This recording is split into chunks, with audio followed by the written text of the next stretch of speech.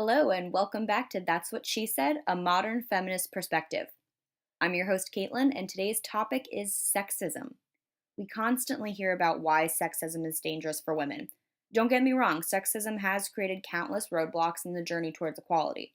But sexism doesn't just hurt women, it hurts men too. Today we're going to look at the other side of the coin how sexism hurts men. Yeah, that's right, a feminist standing up for men, shattering stereotypes one podcast at a time.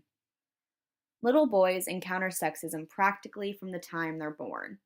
We tell them big boys don't cry, to stop acting like a little girl, to be a man. A trailer for filmmaker and feminist Jennifer Seibel Newsom's new documentary, The Mask You Live In, addresses this issue. The film posits that boys, particularly American boys, are forced to adhere to a rigid and harmful social code of masculinity, being told to be a man from an early age. In an article from Time magazine reviewing the film, Christina Hoff Summers states, "This guy code suppresses their humanity, excites their drive for dominance, and renders many of them dangerous." The children and young men featured in the film express their feelings of isolation and thoughts of suicide as a result of failing to live up to an unrealistic societal expectation of masculinity. When little boys are pushed into this rigid form of masculinity, often the result is stunted emotional growth. When we tell our boys to be a man, to stop acting like a little girl, we are essentially admonishing their connection with their emotional side. Little boys are scolded for crying, for needing to feel nurtured, for being sensitive, all of the traits we encourage and expect from our daughters. According to an article published in Psychology Today, countless studies have confirmed that little boys and girls do not differ in how shy, fearful, angry, sad, happy, or generally emotional they are, nor do they have an innate difference in the frequency in which they cry.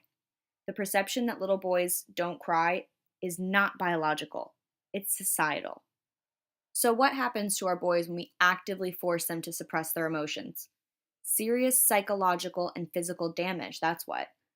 According to Mai Sahana, when we suppress our emotions, we make ourselves more prone to anxiety, depression, and memory loss, and tend to be less aware of social cues, leading to strained or damaged relationships. Physically, people who suppress their emotions are more susceptible to increased physical stress, including high blood pressure and increased incidences of diabetes and heart disease.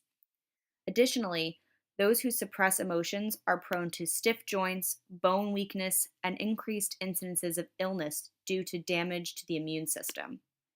According to an article by Michael Skye published in Inner Self, suppressing emotions can lead to the dysfunction of bodily systems as the result of emotional blockage, disease, self-harm, body deformations such as character lines, and chronic fatigue.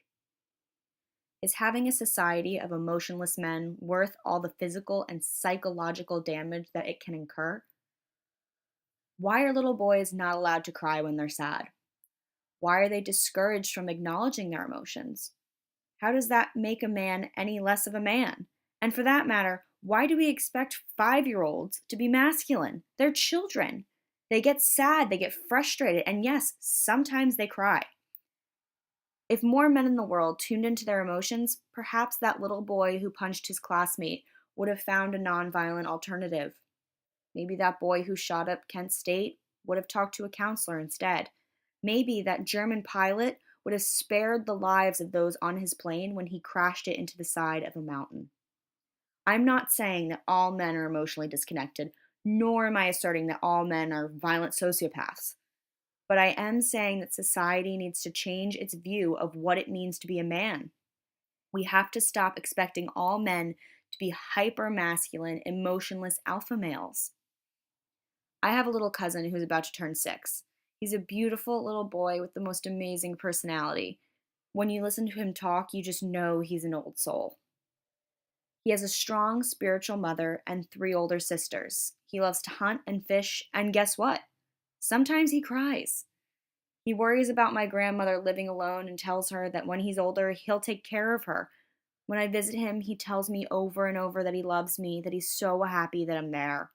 He's in tune with his emotions.